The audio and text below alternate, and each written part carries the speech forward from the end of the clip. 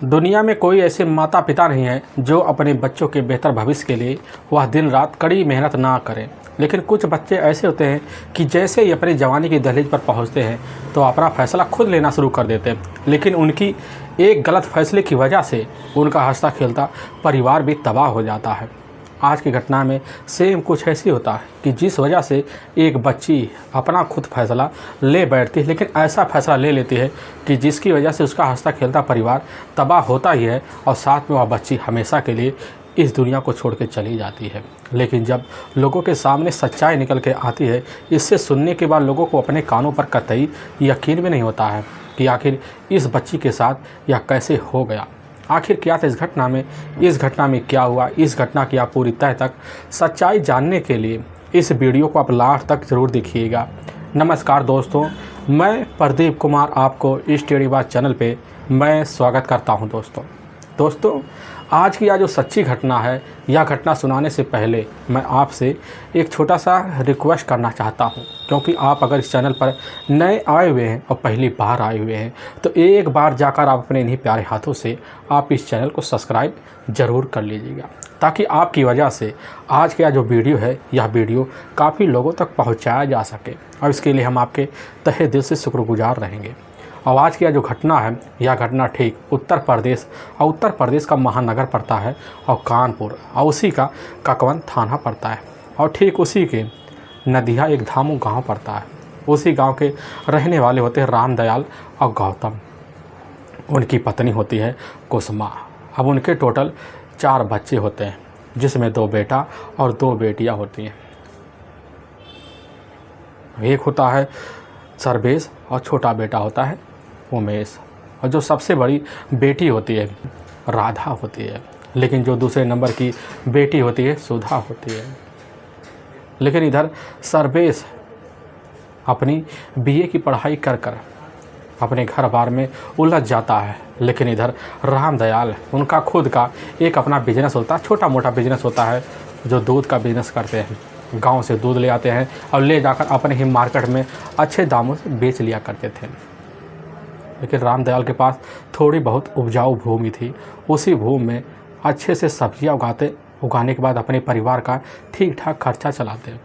लेकिन इधर सर्वेश जो होता है, सर्वेश जब देखता है उसके जो अपने पिता है उस डेयरी में रहकर काफ़ी मेहनत कर रहे हैं, तो सर्वेश भी उस डेयरी में शामिल हो जाता और अपने पिता के साथ हाथ बटाना शुरू कर देता। वह भी गांव में जाने लगता, वहां से दूध लेता, दूध लेने के बाद वह लेकर अपने पिता को देता और साथ में पिता के साथ मिलकर उस दूध को ले जाकर अपने ही मार्केट में अच्छे दामों से बेच देता। लेकिन इधर रामदयाल गौतम की जो बड़ी बेटी होती है अब राधा, जो उस समय ठीक 12वीं की परीक्षा पास कर लेती। पास करने के बाद राधा का मन पढ़ाई में नहीं लगता, जिसकी वजह से राधा अपने माता के साथ घर गृहस्थी में उलझ जाती है और अपने परिवार के साथ अच्छे से भरण पोषण अब करना अपने घर में शुरू कर देती है। वक्त बड़े अच्छे से बीतता है। लेकिन रामदयाल की जो छोटी बेटी होती है सुधा, वह 10वीं के बाद अपनी पढ़ाई आगे जारी रखती है। लेकिन तभी मैं बात कर रहा हूँ ठीक 24 अगस्त अब 2020 का। अब जैसे ही शाम का टाइम होता है, वही 5 बजे के आसपास इधर राधा अपनी माँ कुसुमा से बोलती है कि माँ जी, अभी हम जा रहे हैं बाग में, कुछ अर्जेंट काम है, हो सकता है थोड़ा टाइम लग जाए। अब राधा यह बात बोलकर उस समय अपनी माँ से अब निकल जाती है। लेकिन 2 घंटे का वक्त बीत जाता है, अब राधा लौट के नहीं आती। कुसुमा अपने पति रामदयाल गौतम को फ़ोन के द्वारा इसकी सूचना दे देती है, लेकिन रामदयाल गौतम खबर पाते हैं, अपने घर पहुँचते हैं और अपने बेटे सर्वेश को साथ लेते हैं, उसी बाग की तरफ निकल जाते हैं। लेकिन इधर राधा का कहीं अता पता नहीं चलता। गांव में कई घरों में जाकर पूछताछ करते हैं, लेकिन तब भी राधा के बारे में कुछ अता पता नहीं चल पाता। रामदयाल काफ़ी चिंता में पड़ जाते हैं कि आखिर हमारी अपनी बेटी वह कहाँ चली गई। और जैसे जैसे शाम ढलने लग जाता है तो रामदयाल और इधर कुसुमा को जो चिंता होता बढ़ना शुरू हो जाता है। उनके मन में काफ़ी आशंकाएँ जन्म ले लेती है। पूरी रात बीत जाता है तलाशी करते करते, लेकिन राधा का अता पता नहीं चल पाता है। दूसरे दिन का वक्त हो जाता है। दूसरे दिन वक्त होने के बाद रिश्तेदारों के पास फ़ोन करते हैं और साथ में राधा की जो अपनी क्लास की जो सहेलियाँ होती है पहले की, उनके पास फ़ोन करके पता लगाते हैं, लेकिन वहाँ पर भी राधा का अता पता नहीं चलता है। ऐसे तलाशी करते करते अब ठीक इधर 25 अगस्त का दिन भी निकल जाता है और रात भी निकल जाता है, लेकिन राधा का अता पता नहीं चलता। ना राधा अपने घर दोबारा लौट के आ पाती है। लेकिन जैसे ही अब 26 अगस्त 2020 का सुबह सुबह का टाइम होता है तो उस वक्त गांव के एक संपन्न किसान होते हैं अमन सिंह। अमन सिंह अपने खेत में पानी लगाने के लिए जाते हैं, लेकिन जैसे ही मेड़ की तरफ बढ़ते देखते मेड़ पर एक युवती की डेड बॉडी पड़ी होती है। वह युवती को देखते हैं, तुरंत ही पहचान लेते हैं कि अरे या तो हमारी गाँव रामदयाल गौतम की ही अपनी बच्ची राधा है। अब यह हस्र देख कर अपने गांव की तरफ भागते हैं। भागने के बाद इसकी सूचना रामदयाल को देते हैं, लेकिन रामदयाल जैसे सूचना पाते पत्नी कुसुमा और साथ में अपने बड़े बेटे सर्वेश को साथ लेते हैं। साथ लेने के बाद वापिस घटनास्थल पर अब पहुंच जाते हैं, लेकिन अपनी बेटी को वही मृत अवस्था में देखते तो वहीं पर दहाड़ी मारकर इधर कुसुमा और सर्वेश रामदयाल दोनों चीख चिल्ला पड़ते हैं। उस वक्त गांव के काफ़ी लोग इकट्ठा भी हो जाते हैं, लेकिन रामदयाल अपने दिल को तसल्ली देते हैं, अपने नज़दीकी पुलिस थाने काकवन फ़ोन कर देते हैं। अब वहाँ के थाना इंस्पेक्टर जैसे ही खबर पाते हैं तो अपने टीम को लेते हैं। ठाकुर साहब लेने के बाद निकल पड़ते हैं और इसकी सूचना अपने से बड़े अधिकारी को भी दे देते हैं। अब घटना पर पहुँचते हैं, लेकिन देखते हैं गाँव वालों का अब जमावड़ा लग चुका होता है। वहाँ एक पेड़ होता है, उसी पेड़ के पीछे काफ़ी लोगों का जमावड़ा होता है। लेकिन जैसे थाना प्रभारी इधर अमित मिश्रा पहुंचते हैं घटनास्थल पर, देखते हैं कि उसी पेड़ के नीचे जो लगा हुआ एक मेड़ होता है, उसी मेड़ पर इधर राधा का डेड बॉडी आदमी में पड़ी होती है। पलटते हैं तो देखते हैं गले में राधा का एक दुपट्टा होता है। अमित मिश्रा देखकर पूरी तरह से अंदाज़ा लगा बैठते हैं कि बस करो, राधा की जो हत्या हुई है ठीक इसी दुपट्टे की सहायता लेकर की गई है। और वहाँ पर खड़े इधर राधा का अपना जो बड़ा भाई होता है सर्वेश और उसके पिता इधर रामदयाल से पुलिस की टीम वहीं पूछताछ करती है। रामदयाल और सर्वेश वहीं दहाड़े मारकर चीख चिल्लाकर एक अवस्था में कहने लग जाते कि साहब हमारी बेटी की इस हस्र का कोई और जिम्मेदार नहीं हो सकता, हमारे ही गांव का ही रहने वाला इधर आलोक राजपूत ही है। पुलिस यह बात सुनने के बाद इधर राधा के बॉडी को पंचनामा भरती है, उठाकर अपने नज़दीकी सरकारी अस्पताल पोस्टमार्टम के लिए भिजवा देती है और अपने ही साथ रामदयाल गौतम और साथ में सर्वेश को थाने ले जाती है। कुछ उनसे पूछताछ करती है। पूछताछ करने के बाद उन्हीं के तहरीर पर धारा 302 और 201 के तहत आलोक राजपूत के ऊपर मुकदमा दर्ज कर लिया जाता है। पुलिस की टीम आलोक के घर जाती है, लेकिन पता चलता है आलोक तो अपने घर है ही नहीं। उसके पिता अब राम कुमार राजपूत से पूछताछ किया जाता है, लेकिन जब पूछताछ किया जाता है तो वह भी कहने लग जाते कि साहब हमारा जो बेटा है ठीक कल से नहीं दिखाई दे रहा है, बोल के गया था कि हम अपने दोस्त के यहाँ जा रहे हैं लेकिन अभी तक नहीं लौटा। पुलिस की टीम अब राम कुमार राजपूत से आलोक राजपूत का मोबाइल नंबर लेती है, उसके मोबाइल नंबर पर जब कॉल कर देती है पता लगता है राम कुमार के बेटे का इधर आलोक का मोबाइल नंबर बंद बता रहा है। पुलिस की टीम इधर आलोक की तलाशी करने के लिए कुछ मुखबिरों को भी अलर्ट कर देती है ताकि मुखबिरों के द्वारा आलोक का पता जल्द जल्द चल जाए। और मुखबिर अब लग जाते हैं इधर आलोक की तलाशी करने के लिए, लेकिन ऐसे तलाशी करते करते अब ठीक पूरा का पूरा घटना से 6 दिन निकल जाता है और तभी 29 अगस्त 2020 का ही अब जैसे रात का लगभग 10 बजे के आसपास टाइम होता है तो उसी वक्त मुखबिर होते हैं, उन्हें को पता चलता कि इस वक्त ठीक अपने ही थाना के पास काकवन मोड़ पड़ता है, वहीं एक पेड़ है, उसी पेड़ के नीचे एक चाय की टपरी है, वहीं पास खड़ा हुआ है। अब पुलिस की टीम मुखबिर के द्वारा खबर पाती थाना प्रभारी अमित मिश्रा बिना देर किए अपनी टीम को लेते हैं और उसी टपरी के पास पहुंचते सही में वहीं पर तो आलोक मिल जाता है। पुलिस की टीम उसको तुरंत ही वहीं से कस्टडी में लेती है और अपने थाने काकवन ले आती है। लेकिन पुलिस अब जैसे ही अपने थाने में आलोक को बैठाती है, कुर्सी पर बैठने के बाद आलोक पुलिस इंस्पेक्टर को देखता है, थर थर काँपना शुरू कर देता है। पुलिस की टीम जैसे पूछताछ शुरू कर देती है, पूछताछ करते ही बिना देर के आलोक राजपूत अपना जो जुल्म होता है इधर राधा के हत्या का जुल्म कबूल कर लेता है। अब पुलिस के सामने जो सच्चाई रखता है, इसे सुनने के बाद पुलिस को तो आलोक की बातों पर विश्वास नहीं होता है कि आखिर कोई अपनी ज़िंदगी बनाने के लिए इस कदर किसी के ऊपर हावी हो सकता है। असल में ठीक रामदयाल जो गौतम होते हैं उन्हीं के कुछ दूर पर पड़ता है अब राम कुमार राजपूत का घर। उनके टोटल 2 ही बच्चे होते हैं, जिसमें एक बेटा आलोक राजपूत होता है और एक बेटी होती है। लेकिन बेटी जैसे अपने शादी के दरिया पर पहुंचती है तो उस वक्त जाकर राम कुमार राजपूत अपनी बेटी की शादी करवा देते हैं। लेकिन राम कुमार एक प्राइमरी स्कूल टीचर रिटायरी से अपने घर में बैठकर ज़िंदगी गुजर बसर कर रहे होते हैं। लेकिन इधर आलोक अब बीए कर नौकरी की तलाशी करता है, लेकिन उसके हिसाब से आलोक को नौकरी नहीं मिल पाता। आलोक काफ़ी नौकरी की वजह से परेशान हो जाता है, लेकिन जब परेशान हो जाता है तो अपने पिता के साथ खेती में उलझ जाता है। उसको भी लगने लगता है कि इस खेती से हमारा गुजारा नहीं होने वाला है, तो फैसला लेता है क्यों ना जाकर गांव में एक छोटा सा किराने की दुकान खोला जाए। और गांव में जाता है, एक खंडहर नुमा मकान होता है, उसी मकान में जाकर अब नया दुकान खोल लेता है। अब दुकान कुछ दिन में चल पड़ती है, बड़े अच्छे खासे से चल पड़ती है, और जिसकी वजह से आलोक के पास ठीक ठाक जेब खर्चे भी आने शुरू हो जाते हैं, पारिवारिक खर्चा भी निकलने लग जाता है, और आलोक का परिवार भी खुश हो जाता है। इतना खुश हो जाता है कि आलोक के घर में काफ़ी मान सम्मान होने लगता है। लेकिन आलोक की जो दुकान होता है, उसी दुकान पर राधा का अपना बड़ा भाई होता है सर्वेश। अब सर्वेश का सुबह शाम उस दुकान पर उठना बैठना होता है। उठना बैठने की वजह से इधर आलोक के साथ थोड़ी बहुत बातें हो जाती थी, लेकिन बातें इतनी हो जाती थी कि शाम के टाइम दोनों कहीं घूमने फिरने का माहौल बना लेते थे, और आलोक और सर्वेश दोनों शाम को घूमने फिरने चले जाते थे और रात को काफ़ी लेट लौटे थे। अब यह दोस्ती का जो सिलसिला होता है, इधर आलोक और सर्वेश का दोनों का चलने लग जाता है, और यहाँ तक बढ़ जाता है कि आलोक कभी कभी सर्वेश के घर भी पहुँच जाता है, और कभी कभी खुद सर्वेश को अपने साथ अपने घर ले जाता, और ले जाने के बाद अपने ही घर में नाश्ता पानी करवाता। अब दोनों का सिलसिला एक दूसरे के घर आना जाना चल जाता।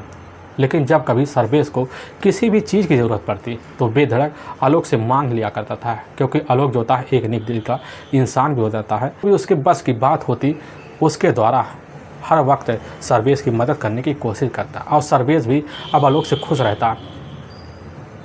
अब इधर रामदयाल गौतम भी अपना तीसरा बेटा आलोक राजपूत को मान लेते हैं, अपने घर में बेटे की तरह सम्मान देते हैं। लेकिन ठीक आना जाना आलोक का जब घर में बढ़ जाता है, तो उस वक्त घर में देखता है इधर सर्वेश की जो अपनी बड़ी बहन है राधा तो हाई स्कूल की परीक्षा पास करने के बाद अब इंटर की भी परीक्षा पास कर लेती है। पास करने के बाद वह पढ़ाई छोड़ कर अपने घर गृहस्थी में उलझ जाती है। लेकिन उसी के सामने अब राधा का बचपना भी बीतता है। लेकिन बचपना में राधा को जब देखता था तो उस समय उसकी नीयत पर कोई ठोस फर्क नहीं पड़ता था। लेकिन जब राधा को एक दिन अपने सामने पाता है, देखने के बाद कोई खूबसूरती का जो चाक चौध होता है अब आलोक की आंखों में बैठ जाता है। आलोक जब देखता खूबसूरती देखकर राधा का एक ही नज़र में वही दीवाना हो जाता है। अपने मन में आलोक ठान बैठता है कि राधा जैसी खूबसूरत लड़की पूरे गांव में नहीं मिलेगी। लेकिन इधर राधा के भी काफ़ी चर्चे होते खूबसूरती का। राधा के इर्द गिर्द काफ़ी सारे लड़के घूमते थे, लेकिन राधा किसी भी लड़के को भाव तक नहीं देती, बल्कि उस लड़के को जैसी कनखी मारती तो वह लड़का खुद राधा से डरकर भाग जाता। लेकिन राधा के ऊपर आलोक की जब नज़र पड़ता है तो आलोक जो होता है उस दिन से शाम के टाइम ज़रूर सर्वेश के घर पहुंचता, और कैसे न तैसे कर राधा से एक दो बात कर लिया करता था। आलोक के मन को बड़ी तसल्ली मिल जाती थी। और तभी एक दिन दोपहर का टाइम होता, आलोक जो होता है सर्वेश के घर आता है। लेकिन घर में जैसे घुसता है, ना राधा के अपनी माता होती है, ना अपने पिता, यहाँ तक कि अपने दोनों भाई भी नहीं होते, सिर्फ घर में राधा अकेली होती है। आलोक घर में अब जाता, दाखिल करता, देखता कि राधा वहीं पर है, किचन में है। आलोक कहने लग जाता है कि आखिर हमारा दोस्त सर्वेश कहाँ गया। यह बात सुनती राधा कहने लग जाती है कि हमारे जो भैया हैं सर्वेश और हमारे माता पिता मार्केट गए हैं, उन्हें काफ़ी टाइम लग जाएगा। बात सुनता है तुरंत ही वहाँ से जाने की तैयारी कर देता। लेकिन जैसी राधा देखती है कि आलोक यहाँ से जाने के लिए तैयारी कर रहा है, तो राधा आलोक से कह देती है कि रुक जाओ, हम चाय बना रहे हैं, या चाय तुम भी पी लो और हम भी पी लें। यह बात सुनता है आलोक वहीं चारपाई लगा होता, उसी चारपाई पे जाकर बैठ जाता है। उधर राधा चाय लाती है, आलोक को पकड़ा देती है। इधर आलोक भी पीता है, उधर राधा भी पीती है। लेकिन आलोक राधा को चाह के जब पीता है, पीने के बाद उसकी चाय की बड़ी तारीफ़ कर देता, करने लग जाता है कि अगर तुम्हारी जैसी औरत हमें मिल जाए शादी करने के बाद तो हमारी ज़िंदगी भी संवर जाए। यह बात सुनने के बाद राधा तुरंत ही नज़र चुराते हुए अपने किचन की तरफ बढ़ जाती है। आलोक को लगने लग जाता है राधा को लग रहा बुरा लग गया। अपने घर आता है, पूरी रात सोच के परेशान हो जाता है, कहीं राधा इस चीज़ को अगर बुरी मान गई, अपने भाई हमारे दोस्त सर्वेश से बोल देगी और साथ में अपने पिता राम दयाल गौतम से बोल देगी तो हमारी ज़िंदगी के आज लेने देने बन जाएंगे। लेकिन दूसरी तरफ राधा के मन में भी हलचल बैठ गई होती है, ठीक आलोक के लिए। जो आलोक के मन में होता है वही राज इधर राधा के मन में होता है। लेकिन दोनों में किसी की हिम्मत नहीं होती कि जाकर किसी न किसी दिन दोनों एक दूसरे के सामने अपने प्यार का इजहार कर सकते। लेकिन उस दिन से आलोक अपने दिल को बड़ा तसल्ली देता है और शाम के टाइम ज़रूर राधा से मिलता और यहाँ तक कि कम से कम 10 से 15 मिनट राधा से मिलकर मीठी मीठी बातें करता। और इन्हीं मीठी मीठी बातों में राधा के मन को आलोक भी भा जाती है। भाने की वजह से आलोक और राधा का रोज़ का मिलना जुलना हो जाता है। लेकिन तभी एक दिन शाम का जब टाइम होता है तो राधा के घर में कोई नहीं होता। आलोक पहुंचता है। पहुंचने के बाद राधा को देखता है, वह बाथरूम करके बाहर ही निकल रही होती है। तभी राधा के पास खड़ा हो जाता, वहीं खड़ा होकर अपने प्यार का इजहार कर देता है और कहने लग जाता है, भले ही रिश्ते में हम दोनों भाई बहन हैं, लेकिन हम तुम्हें दिलो जान से चाहते हैं और तुम्हारे लिए इस ज़िंदगी का जीवन भी कुर्बान करते हैं। आगे का ज़िंदगी तुम्हारे साथ हम शादी करके बिताना चाहते हैं। राधा यह बात सुनती एक बार उसके मन में बड़ी खड़क हो जाती, कहने लग जाती कि देखो, इस रिश्ते को तो हमारे घर परिवार वाले अहमियत नहीं देंगे, लेकिन हम भी तुमसे प्यार करते हैं, हम भी तुम्हें चाहते हैं, तुम भी हमें चाहते हो। चलो आगे ज़िंदगी क्या मोड़ लेगी, इसके लिए हम तैयार बैठे हैं। और जैसे ही राधा इस तरह की बात करती है, आलोक के मन में बड़ी जिज्ञासा जाग जाती है। अपने घर आता पूरी रात सो नहीं पाता। राधा की बारे में तरह तरह की कल्पनाएँ करता है। 3-4 दिन इंतज़ार करता है। इंतज़ार करने के बाद जैसे पता लगता है कि राधा के घर में कोई नहीं है और राधा के घर में आलोक पहुंचता अकेले पाता है और वहीं पर राधा इशारा कर देती है। इशारा करने के बाद अपने ही घर में राधा आलोक के साथ संबंध बना लेते हैं और संबंध का जो रिश्ता होता है, हर दिन आलोक और साथ में इधर राधा का चलना शुरू हो जाता है। कभी बागों में, कभी खेतों में, कभी बगीचों में इनका मिलना जुलना सिलसिला बढ़ जाता है। लेकिन जब बढ़ने लग जाता है तो इसी बीच इसके जो चर्चे होते हैं, अब यह चर्चे जाकर पूरे गांव में फैल जाते हैं। फैलने की वजह से इसकी खबर जाकर रामदयाल गौतम को लग जाता है। लेकिन अपनी बेटी और साथ में आलोक राजपूत के बारे में जब पूरी सच्चाई जानते तो वह एकदम हिल जाते, कहने लग जाते कि आखिर हमने जिसे अपना बेटा माना, आखिर वह हमारे ही घर में इस तरह घोल करेगा, हम इसके बारे में पता नहीं था। लेकिन यह जानकारी लगते ही अब रामकुमार गौतम आलोक को अपने घर में आने से मना कर देते और साथ में अपनी बेटी के ऊपर भी पाबंदी लगा देते हैं। कुछ दिन तो दोनों शांत रहते हैं, लेकिन जैसे ही इधर आलोक और साथ में राधा देखते हैं कि राजपूत अब ढीला पड़ गए और उसी ढीलीपन का फ़ायदा उठाना अब राजपूत का जो बेटा होता है, इधर आलोक और राधा दोनों शुरू कर देते हैं, चोरी छिपे मिलना जुलना चालू कर देते हैं। लेकिन तभी राधा एक दिन बगीचे में बैठी हुई आलोक के सामने बात कर रही थी। तभी उसकी आंखों में आंसू आ जाते हैं तो राधा कह देती है, कहीं हमारी ज़िंदगी में हमारा परिवार खुद अड़ंगा ना बन जाए। आलोक सुनता कहने लग जाता कि राधो, हम तुम्हारे लिए बने हैं और तुम्हारे लिए कुछ भी करने के लिए तैयार हैं, बस थोड़ा समय आने दो, हमारे हाथ में कुछ पैसा आने दो, हम तुम्हारे साथ कहीं ना कहीं चलकर शादी कर लेंगे। राधा भी यह बात जानती थी कि आलोक का बिरादरी अलग है, हमारा बिरादरी अलग है, कोई भी व्यक्ति इस रिश्ते को स्वीकार नहीं करेगा। लेकिन इधर सर्वेश को जैसे ही पता चलता, सर्वेश जो था आलोक के पास जाता है।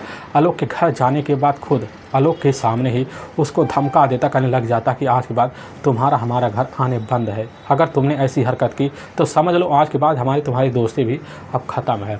यह बात सुनता आलोक भी उस दिन तो शांत हो जाता है, कम से कम 4 से 5 दिन शांत रहता है, राधा से मिलना जुलना बंद कर देता। लेकिन न राधा को दिल को सुकून मिलता है, ना इधर आलोक के दिल को सुकून मिलता है। फिर चोरी छुपे मिलना जुलना जारी कर देते हैं। और तभी घटना से मात्र कुछ ही दिन पहले जो बाग होता है, उसी बाग में जाकर आलोक और राधा दोनों एक पेड़ के नीचे बैठकर कुछ ठिठोले कर रहे होते हैं। तो सर्वेश उसी बाग में पहुंच जाता है और दोनों को अपनी आंखों के सामने देख लेता है। तुरंत ही अपने पिता रामदयाल को गौतम को बता देता है। रामदयाल गौतम सूचना पाते वहाँ पे एकदम सन्न सा रह जाते हैं। रह जाने की वजह से ये एकदम परेशान हो जाते कि आखिर करे तो करे क्या। और उसी दिन से ठान लेते क्यों ना चलकर अपनी बेटी के लिए नए लड़के की तलाशी किया जाए। और उस वक्त अपने रिश्तेदारों को भी खबर दे देते हैं कि हमारी बेटी के लिए एक लड़का चाहिए। रिश्तेदार भी होते हैं, राधा के लिए लड़के की तलाशी करते हैं। और ऐसे तलाशी करते कुछ महीने जब बीतते हैं तो राधा और साथ में आलोक को दिल को बड़ा तसल्ली मिलती है, क्योंकि इधर रामदयाल को अपनी बेटी के लिए कोई अच्छा सा लड़का नहीं मिल पाता। और राधा भी और साथ में आलोक राजपूत भी यही चाहते थे और इसी का फ़ायदा भरपूर उठाना शुरू कर देते। लेकिन तभी एक दिन फिर एक टिब्बेल था, उसी टिब्बेल में राधा और साथ में आलोक को सर्वेश का अपना दोस्त देख लेता है। और सर्वेश का दोस्त होता सर्वेश को सारी बात बता देता है। और यह खबर लगते ही रामदयाल को लग जाता। रामदयाल खबर पाते ही बेधड़क पहुंच जाते हैं रामकुमार राजपूत के पास। राम कुमार राजपूत जैसे अपने बेटे के बारे में सुनते सारी सच्चाई एकदम दंग सा रह जाते अपने बेटे। इधर आलोक राजपूत को अपने घर बुलाते हैं। बुलाने के बाद उसको काफ़ी बार समझाते बुझाते कि बेटा वह तो हमारी बिरादरी की लड़की है नहीं। आखिर अगर लोगों को अगर हमारे बारे में इस तरह की सच्चाई पता चलता है तो लोग सुनेंगे तो अपनी बिरादरी से बेदखल कर देंगे। तुम्हारी भलाई बेटा ऐसे में है कि तुम उस लड़की से दूरी बना लो। यह बात आलोक जब वहीं सुनता है तो आलोक के मन उसी समय घूर फिर जाता है। वह सोच लेता है कि हमारे पिता जो बात करे उसमें ज़रूर कुछ ना कुछ सच्चाई है। अपने दोस्त छोटू के पास जाता है। छोटू भी बस यही बात कहता है कि तुम उस लड़की का पीछा छोड़ दो, तुम्हारी शादी एक अच्छे ख़ानदान में हो जाएगा। यह बात सोच लेता है, वह भी सोच लेता है कि ठीक है, छोटू भी जो कह रहा है वो पूरी तरह से एकदम सच लग रहा है। अपनी माँ के पास जाता है। उसकी माँ होती है उसी समय कह देती है कि बेटा अगर तुम हमारी घर की बहू राधा को बनाते हो समझ लो उस दिन से हमारी दुनिया ख़त्म है। यह बात सुनता है। सुनने के बाद आलोक वहीं हिल जाता और उस वक्त फैसला ले लेता है कि आज के बाद हमारा राधा से मिलना जुलना बंद है, यहाँ तक कि फ़ोन पे बात करना भी बंद है और गली का रास्ता भी छोड़ देंगे। फैसला लेने के बाद ठानने के बाद दूसरे दिन से उस गली का रास्ता भी जाना बंद कर देता है। लेकिन राधा जब भी आलोक के पास फ़ोन करती तो ज़्यादा से ज़्यादा जहाँ पहले 15 मिनट बात है तो वहाँ 1 मिनट भी बात ढंग से नहीं हो पाते। ऐसा कई बार होता है। राधा अगर 10 बार फ़ोन करती तो आलोक सिर्फ 10 बार में 1 बार फ़ोन रिसीव करता। और जब इधर राधा फ़ोन करती और परेशान हो जाती उसके मन में शंकाएं जन्म लेना शुरू कर देती। राधा भी सोच लेती कहीं आलोक की दूसरी लड़की के साथ अफेयर नहीं हो गया। और राधा का यही जो मन होता है एक बार विचल सा जाता है। वह भी एकदम सोच कर थक सा जाती है। आलोक को लग रहा है हमारे मजबूरी का फ़ायदा भरपूर ले बैठा है। इधर राधा भी उस समय ठान लेती है कि आलोक के साथ जाकर हम बात करेंगे। लेकिन आलोक के जब करीब जाने की कोशिश करते आलोक कैसे न तैसे बहाना मारकर 2 मिनट बात करता वहाँ से निकल जाता था। लेकिन तभी एक दिन आ जाता है खुद। इधर राधा आलोक के ही एक गांव होता है। आलोक के घर के पिछवाड़े एक खाली गली होता है। उसी गली में आलोक के पास बात करना शुरू कर देती है। आलोक से कहने लग जाती है कि हमें पता है तुम्हारा किसी लड़की के साथ अफेयर चल रहा है। आलोक कह देता हमारा किसी लड़की के साथ अफेयर नहीं है, बस हमारे पिता हमारे ऊपर दबाव मार रहे हैं कि अगर तुम उस लड़की से मिलते हो तुम्हारे घर से बेदखल कर देंगे। लेकिन इधर राधा को आलोक की बात पर विश्वास भी नहीं होता है। कह देती है कि अगर तुम हमारे साथ शादी नहीं करोगे तो हम जाकर अपने नज़दीकी पुलिस थाने में तुम्हारे खिलाफ शोषण का मुकदमा दायर करवा देंगे और तुम हमेशा हमेशा के लिए अब जेल चले जाओगे। और वहाँ यह बात कहकर राधा तुनतना कर अपने घर चली जाती है और रात में जाता है अपने घर। तो सोता है आलोक लेकिन ढंग से नींद नहीं आता। सोच कर एकदम परेशान हो जाता है। और जब परेशान हो जाता है वह सोच लेता है क्यों ना इस परेशानी का जो कारण बन रही है राधा को हमेशा हमेशा के लिए अपने रास्ते से हटा दिया जाए। और सुबह का टाइम होता है। सुबह के टाइम में अपने दोस्त छोटू के पास जाता, सारी बात बता देता है। उसका दोस्त छोटू भी उसके साथ तैयार हो जाता है और इस कारनामे को करने के लिए। लेकिन तभी 24 अगस्त 2020 का ही अब शाम का लगभग 5 बजे के आसपास टाइम होता है। इधर आलोक खुद राधा के पास फ़ोन कर देता, कहने लग जाता कि राधा आज हम तुम्हारे लिए एक अच्छा सा गिफ्ट लेकर आए हैं और वह शादी का गिफ्ट है। यह बात जैसी राधा सुनने के बाद अपनी माँ से यही बात बोल देती है कि माँ जी हम जा रहे हैं अपने ही बागीचे में, वहाँ कुछ अर्जेंट काम आन पड़ा है, बस 2 मिनट में वापस आ जाएंगे। राधा अपनी माँ से बोल कर निकल जाती है। कुसुमा भी सोच लेती है कि चलो अभी जा रही है अभी वापस आ जाएंगे। लेकिन राधा तो जाती है, बाग में पहुँचते हैं। वहीं आलोक और छोटू पेड़ के नीचे खड़े होते हैं। अब शाम का टाइम एकदम ढल सा जाता है, अंधेरा होने का टाइम हो जाता है। वहाँ सुनसान माहौल होता है लेकिन राधा को छोटू नहीं दिखाई देता। लेकिन वहीं पर खड़ा आलोक दिखाई देता है। लेकिन आलोक जैसे ही राधा के गले में हाथ डालता है खुद उसका दुपट्टा जोर से खींच लेता है, जिसकी वजह से राधा वहीं दुनिया छोड़ के चली जाती है। इधर आलोक और छोटू अपने अपने घर चले जाते हैं। सोच लेते हैं हमारी ज़िंदगी बड़े ऐशो आराम से चलेगी। लेकिन वाकई में दोस्तों पुलिस के सामने जब यह सच्चाई आलोक राजपूत के ही तहरीर पर आता, पुलिस की एक टीम होती है छोटू को भी जाकर उसके घर से गिरफ्तार करती है और छोटू और साथ में आलोक को ले जाकर वहाँ के कोर्ट में पेश किया जाता है। और कोर्ट में इन दोनों के ऊपर काफ़ी गंभीर धारा में मुकदमा दर्ज करके ले जाकर हमेशा हमेशा के लिए जेल के सलाखों के पीछे डाल दिया जाता है। दोस्तों हमें इस घटना का सुनाने का उद्देश्य किसी के दिल को ठेस पहुंचाना नहीं है, ना ही आपके दिल को दुखाना, बल्कि आपको यह बताना है कि आप जहां भी रहें आप सावधान और सतर्क जरूर रह दो। दोस्तों अगर आपको यह वीडियो पसंद आ रहा है तो इस वीडियो को आप ज़्यादा से ज़्यादा शेयर करें और लाइक ज़रूर करें, जिससे हम आपके बहुत आभारी रहेंगे। फिर मिलेंगे एक नए वीडियो के साथ, तब तक के लिए जय हिंद और जय भारत।